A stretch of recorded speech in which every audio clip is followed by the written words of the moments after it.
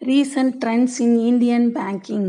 இந்திய வங்கியியலின் தற்காலிக போக்கு அப்படின்னாலே நம்ம முதல் ஞாபகம் வர்றது வந்து மியூச்சுவல் ஃபண்ட்ஸ், அதாவது பரஸ்பர நிதிகள்.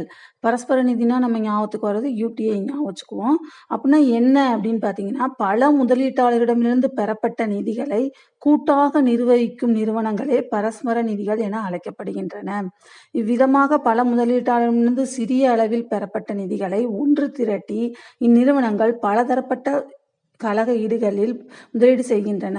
இவைகளும் சேமிப்பு வாய்ப்புகளையும் முதலீடு வாய்ப்புகளையும் ஒன்றிணைக்கும் சங்கிலியாக செயல்படுகின்றன.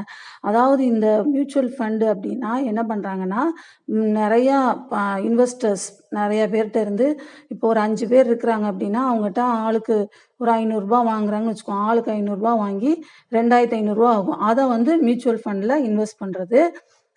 அதுல இருந்து வர்ற டிவிடெண்ட்டை வந்து அந்த 5 பேருக்கு பகிர்ந்து கொடுக்கிறது.